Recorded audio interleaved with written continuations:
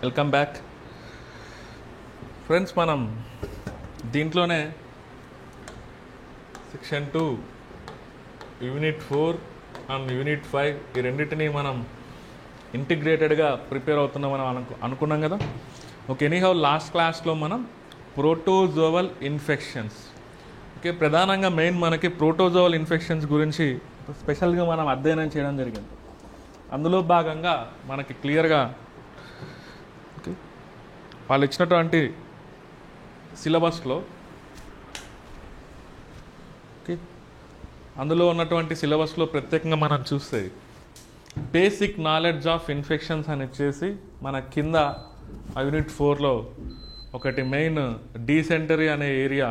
Okay, డీసెంటరీ అనేది మెజారిటీగా 95% cases అనేది మనం అది ప్రోటోజోవల్ ఇన్ఫెక్షన్స్ కిందకి మనం చెప్పుకోవచ్చు. అరౌండ్ ఒక 5% కేసెస్ అనేది మనం చూస్తే అది బ్యాక్టీరియల్ ఇన్ఫెక్షన్స్ కిందకి మనం చూడవచ్చు క్లియర్గా మనకు చూస్తే. ఎనీహౌ అసలు అమీబియాసిస్ లేదా అమీబిక్ డీసెంటరీ అంటే ఏ విధంగా వస్తుంది, ఓకే, దాన్ని ఎలా ట్రీట్ చేయాలి, దాని ప్రివెంటివ్ మెథడ్స్ ఏ విధంగా ఉండాలి అనే పాయింట్ ఆఫ్ వ్యూలో మనం చూసాం క్లియర్లీ.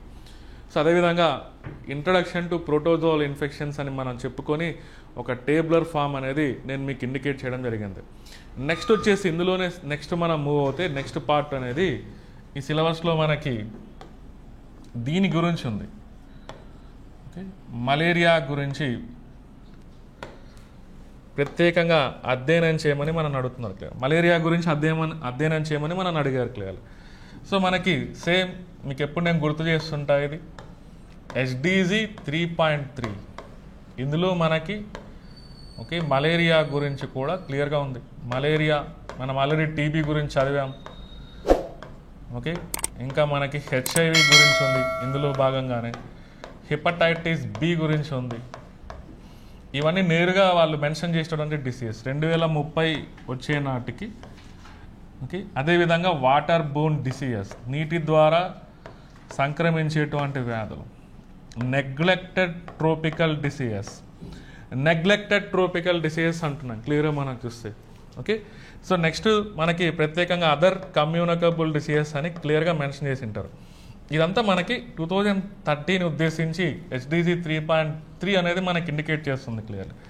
ఈ మలేరియా కూడా మనకి ఖచ్చితంగా ఒక్కొక్కసారి అడిగేదానికి స్కోప్ ఉంది. ఈ మధ్యకాలంలో అయితే గతంలో APPSC బ్యాక్ మనం చూస్తే APPSC ఎగ్జామినేషన్స్లో ఒకసారి ఎప్పుడు 2016లో దానిపైన క్వశ్చన్ ఉంది. తర్వాత నుంచి క్వశ్చన్ అనేది ఎప్పుడే కానీ మనం చూడలేదు మలేరియా పైన క్లియర్లో. సో ఈసారి మనకి మలేరియా పైన అడిగేదానికి ఎందుకు ఛాన్సెస్ ఉన్నాయంటే మన ఇండియాలో 2027ని ఓకే మన భారతదేశాన్ని మలేరియా ఫ్రీ ఇండియా కిందకి మనం డిక్లేర్ చేయాలనుకుంటున్నాం క్లియర్లీ. సో మనకి సస్టైనబుల్ డెవలప్మెంట్ గోల్స్లో 2030 ఉన్నప్పటికి కూడా బట్ మనమైతే 2027కి మన దేశాన్ని మలేరియా రహిత దేశం కిందకి మనం చూడాలనేది మన దేశం పెట్టుకున్నటువంటి ఒక లక్ష్యం క్లియర్లీ. అదేవిధంగా ఇంకొక డెవలప్మెంట్ పరంగా మనం చూస్తే మలేరియాకి సంబంధించి మెయిన్ ఇది వ్యాక్సిన్. ఓకే, ఈ వ్యాక్సిన్ సంబంధించి దీనికి సంబంధించి R21 ఓకే మ్యాట్రిక్స్ M అనేటువంటి వ్యాక్సిన్ అనేది మార్కెట్లోకి అందుబాటులోకి వచ్చిందని మనం చెప్పుకోవచ్చు. కాకపోతే ప్రజెంట్ అది ఆఫ్రికాలో కొన్ని దేశాల్లో యూజ్ చేస్తున్నారు. సో మనకు కూడా భవిష్యత్తులో ఖచ్చితంగా రెగ్యులర్ ఇమ్యునైజేషన్ షెడ్యూల్ కిందకి ఈ వ్యాక్సిన్ని ఇంక్లూడ్ చేయడం జరుగుతుంది. సో ఇంతవరకు మలేరియాకి అనేది ఒక టీకా లేదు క్లియర్గా మనం చూస్తే. బట్ ఇప్పుడు నెక్స్ట్ మలేరియాని టార్గెట్ చేస్తూ ఒక వ్యాక్సిన్ అనేది అందుబాటులోకి తానున్నారు క్లియర్గా. సో కాబట్టి ఈ నేపథ్యంలో మనకి ఇక్కడ కనిపిస్తుంది కాబట్టి దీనిపైన కూడా మనల్ని ఆ యూనిట్ 4లో క్వశ్చన్ అడిగేదానికి స్కోప్ ఉంది. డైరెక్ట్గా మనకి బేసిక్ నాలెడ్జ్ ఆఫ్ ఇన్ఫెక్షన్స్ కిందకి ఈ పేరు కూడా మనకు మెన్షన్ చేస్తుంది. సేమ్ మనం గతంలో మనం ఎలా ఎగ్జామిన్ చేసామో డిసీజెస్ని దీన్ని కూడా మనం అలానే చూడాలి. Same causative agent and mode of transmission. Next వచ్చేసి ఇలా ప్యాథోజెనెసిస్ వ్యాధి అభివృద్ధి దశ. నెక్స్ట్ సిమ్టమ్స్ అంటున్నాం, వ్యాధికి ఉన్నటువంటి లక్షణాలు. డయాగ్నసిస్ వ్యాధి నిర్ధారించుకునేటువంటి పద్ధతి. సో డయాగ్నసిస్ చేసిన తర్వాత ట్రీట్మెంట్ మెథడ్స్ అనేది ఎలా ఉండాలి. లాస్ట్లో preventive measures. Okay, preventive measures అని మనం చెప్పుకోవచ్చు క్లియర్. సో ఈ పాయింట్ ఆఫ్ వ్యూలో మనం మలేరియా గురించి స్టడీ చేయాల్సిన అవసరం ఉంది. ఒకసారి మనం ఇదంతా మనం చూసిన తర్వాత కొంత డిసీజెస్ అనేది కంప్లీట్ అయిన తర్వాత చివరిలో మనం మోడల్ క్వశ్చన్స్, ఆ క్వశ్చన్స్కి ఆన్సర్ ఎలా రాయాలో కూడా మనం ఎగ్జామిన్ చేస్తాం. ఫస్ట్ అయితే ఓవరాల్గా డిసీజెస్ని మనం ఎగ్జామిన్ చేస్తున్నాం, కంప్లీట్గా దానిపైన మనం నాలెడ్జ్ నేర్చుకునేదానికి ట్రై చేస్తున్నాం. అక్కడ అడిగింది బేసిక్ నాలెడ్జ్ ఆఫ్ ఇన్ఫెక్షన్స్ అన్నాడు. కాకపోతే దీని నుంచి మళ్ళీ క్వశ్చనింగ్ అనేది ఎలా ఉంటుందో తర్వాత మనం చూస్తాం క్లియర్. ఇక్కడ చూడండి, ఫస్ట్ కాజేటివ్ ఏజెంట్ డైమెన్షన్లో మనం చూస్తే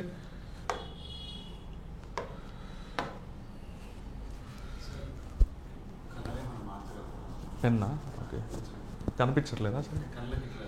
ఓకే బ్లాక్ ఓకే.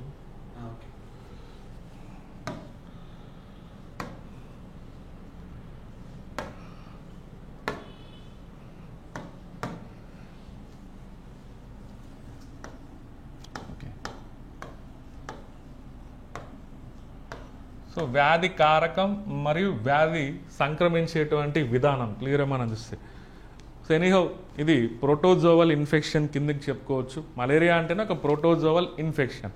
సో దీనికి సంబంధించినటువంటి వ్యాధి కారకం అంటే మనకు ప్రత్యేకంగా ఇదే కదా మనకు కనిపించేది. మనం ఆల్రెడీ చూసాం లాస్ట్ క్లాస్లో, plasmodium species. Plasmodium species, plasmodium అనే ప్రోటోజోవన్ కింద అందులో మళ్ళీ సపరేట్గా కొన్ని రకాల జాతులు అనుకోవచ్చు క్లియర్గా మనం చూస్తే.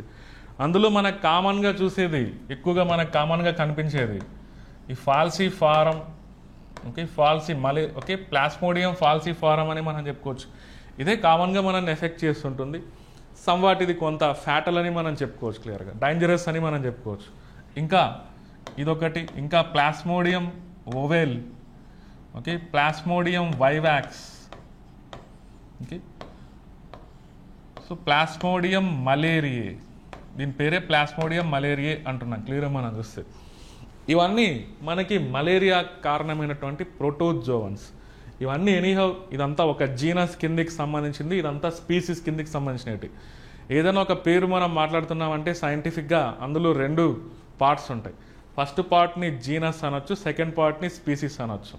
ఓకే, ఇది జాతి, ఇది ప్రజాతి. దీన్ని మనం జనరల్గా బయాలజీలో బయోనామియల్ నామెన్క్లేచర్ అని మనం చెప్తాం బేసికల్గా మనం చూస్తాం. అలాగే సూక్ష్మజీవులకు కూడా ఇదే ప్యాటర్న్ వర్తిస్తుంది. మనం ఎక్కడన్నా చూడండి ఈ పేర్లు వచ్చేటప్పుడు 2 పార్ట్స్ వస్తాయి. మైకోబాక్టీరియం ట్యూబర్క్లోసిస్, టీబీ అన్నాం. మనకి అమీబిక్ డీసెంట్రీ గురించి మనం ప్రిపేర్ అయ్యేటప్పుడు అక్కడ చూడండి మనకి ఎంటమీబా, పక్కన ఇంకొక పార్ట్ హిస్టోలైటికా. కలరా గురించి మనం ప్రిపేర్ అయ్యేటప్పుడు అందులో మనకి విబ్రియో, కలరే, ఇలా పేర్లలో 2 పార్ట్స్ మనకు కనిపిస్తుంటాయి. ఎందుకంటే సైంటిఫిక్గా శాస్త్రీయబద్ధంగా మనం ఏదైనా ఒక జీవిని మనం ఇండికేట్ చేయాలంటే నేమ్తో ఆ 2 పార్ట్స్ మనం యూజ్ చేయాలి. ఇక్కడ కూడా అంతే, ప్లాస్మోడియం అనేది మెయిన్ జీనస్, దీని కింద మళ్ళీ స్పీసీస్ అనేది జాతులు అనేది ఉన్నాయి. Okay, Plasmodium falciparum, Plasmodium ovale, Plasmodium vivax, Plasmodium malariae అంటున్నాం. ఈ ఫాల్సిఫారం వేరియంట్ అనేది మనకు ఎక్కువగా కామన్గా మనం చూస్తూ ఉంటాం క్లియర్గా. దీని మోడ్ ఆఫ్ ట్రాన్స్మిషన్ అంటే మనందరికి తెలిసిన విషయమే, ఇది మెయిన్ మస్కిటో బోన్ డిసీజ్ అంటున్నాం. వెక్టార్ బోన్ డిసీజ్ క్లియర్గా మనం చూస్తే దోమల ద్వారా సంక్రమిస్తుంది. ఆ మస్కిటో కూడా మనకు క్లియర్గా మనం చూస్తే ఫీమేల్ ఎనాఫిలస్ మస్కిటోస్ అని మనం చెప్పుకోవచ్చు. మెయిన్ ఇలా ఫీమేల్ ఎనాఫిలస్ మస్కిటోస్ అంటున్నాం. Okay, female Anopheles mosquitoes clear. ఇవి ప్రధానంగా ఈ ప్లాస్మోడియంని క్యారీ చేస్తుంటాయి క్లియర్గా. ఓకే, ఒక పర్సన్ నుంచి ఇంకొక పర్సన్కి ఎలా క్యారీ అవుతుందంటే human to human. Okay, anyhow ఒక పర్సన్ నుంచి ఇంకొక పర్సన్కి ఎలా క్యారీ అవుతుందంటే త్రూ వెక్టార్స్ ద్వారా అని మనం చెప్పుకోవచ్చు, వాహకాలు. ఇక్కడ పనికొచ్చే వెక్టార్ ఏంటంటే దానికి మస్కిటోస్ని, అది ఫీమేల్ ఎనాఫిలస్ మస్కిటోస్ని యూజ్ చేసుకుంటుంది. ఇది మనకి causative agent mode of transmission గురించి కొంత గుర్తుపెట్టుకోవాల్సిన ఫండమెంటల్ డైమెన్షన్స్. నెక్స్ట్ ఇక్కడ చూడండి మనకి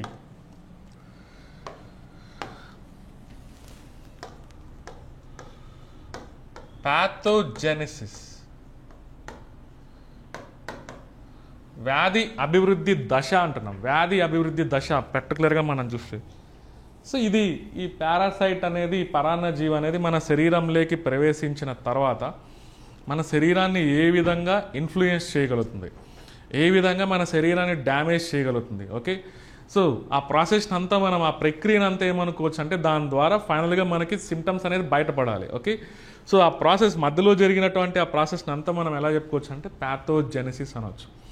సో మలేరియాకు సంబంధించి ఒకసారి అది పారాసైట్ మన బాడీలోకి ఎంటర్ అయిన తర్వాత, బ్లడ్లోకి ఎంటర్ అయిన తర్వాత అది ఫస్ట్ వెళ్ళి లివర్ సెల్స్, కాలేయంలో ఉన్నటువంటి కణాలను ఫస్ట్ టార్గెట్ చేస్తుంది.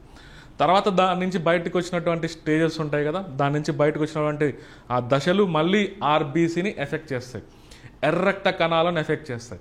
ఇలా ఎర్ర రక్త కణాల నుంచి మళ్ళీ బయటకు వచ్చినటువంటి ఆ దశలు అనేది క్లియర్గా మనం చూస్తే తర్వాత దోమలేకి ఎంటర్ అవుతాయి. ఓకే, అది మస్కిటోస్లోకి ఎంటర్ అయిపోయి మస్కిటోస్లో మళ్ళీ ఒకసారి అవి ఫ్యూజన్ అయ్యి మెయిల్ అండ్ ఫీమేల్ గ్యామెటోసైట్స్ అనేది ఫ్యూజన్ అయిపోయి ఆ రెండు స్త్రీ బీజ కణాలు, పురుష బీజ కణాలు అనేది మనం దోమల్లో మనం చూస్తాం. దీనికి సంబంధించిన వేరియంట్స్ అనేది మనుషుల నుంచి దోమల్లోకి ట్రాన్స్ఫర్ అయిన తర్వాత ఆ రెండు మిక్స్ అయిపోతాయి. ఫీమేల్ అండ్ మెయిల్ గ్యామెటోసైట్స్ అనేది మిక్స్ అయిపోయి మళ్ళీ దాని నుంచి నెక్స్ట్ స్పోరోజాయిడ్ స్టేజ్ అనేది ఫామ్ అవుతుంది. మళ్ళీ ఆ స్పోరోజాయిడ్స్ అనేది మళ్ళీ హెల్దీ హ్యూమన్ బీయింగ్స్కి మళ్ళీ కుడుతూ ఉంటాయి. ఓకే, హెల్దీ హ్యూమన్ బీయింగ్స్కి మళ్ళీ ఎంటర్ అవుతూ ఉంటాయి. ఇది జనరల్గా మనం మలేరియా లైఫ్ సైకిల్ అంటే ఇలా మనుషుల్లో ఉంటుంది. ఓకే, మస్కిటోలో ఒక పార్ట్ ఉంది, ఓకే, హ్యూమన్స్లో ఒక పార్ట్ ఉంది అనేది మనం గమనించాలి. మలేరియాకి సంబంధించిన జీవిత చక్రం అంటే మనుషుల్ని బేస్ చేసుకొని ఒకటి ఉంది, హ్యూమన్స్ని బేస్ చేసుకొని ఉంది. ఓకే, మనుషుల్ని బేస్ చేసుకొని ఒకటి ఉంది, దోమల్ని బేస్ చేసుకొని ఉంది. సో అందుకే దీన్ని డైజెనెటిక్ పారాసైట్ అనొచ్చు. డైజెనెటిక్ పారాసైట్ క్లియర్గా మనం చూస్తే దీనికి రెండు లైఫ్ సైకిల్స్ క్లియర్గా కనిపిస్తున్నాయి. దీని లైఫ్ సైకిల్స్లో రెండు పార్ట్స్ ఉన్నాయి క్లియర్లీ. ఓకే, ఇలా దోమల్ని బేస్ చేసుకొని కనిపించేటువంటి లైఫ్ సైకిల్ని మనం సెక్సువల్ సైకిల్ అని పిలవాలి. ఓకే, లైంగిక చక్రం అని మనం పిలవాలి. దోమల్లో జరిగేటువంటి లైఫ్ సైకిల్ని సెక్సువల్ సైకిల్, అదేవిధంగా హ్యూమన్స్లో జరిగేటువంటి సైకిల్, హ్యూమన్స్లో జరిగేటువంటి ఆ భాగాన్ని మనం చూస్తే ఓకే ఎసెక్సువల్, అలైంగిక చక్రం అని మనం అనుకోవాలి. ఓకే, ఇలా మనం ఎగ్జామ్లో ఒకసారి దీనిపైన కూడా అడగచ్చు. మలేరియా పారాసైట్ యొక్క జీవిత చక్రాన్ని వివరించమని మనం అడుగుతాడు క్లియర్గా. దీన్ని కొంత మనం డయాగ్రామేటిక్గా మనం ఒకసారి అర్థం చేసుకునేదాన్ని ట్రై చేస్తాం. సో నేను ప్రతి దాంట్లో మీకు ప్రతి డిసీజ్లో డయాగ్రామ్ని నేను ఇండికేట్ చేస్తున్నా. ఇది కూడా అంతే సింపుల్గా డయాగ్రామ్ని బేస్ చేసుకుని మనం మైండ్లో ఆ ఫ్లో చార్ట్ అనేది గుర్తుపెట్టుకుంటే సరిపోతుంది క్లియర్లీ.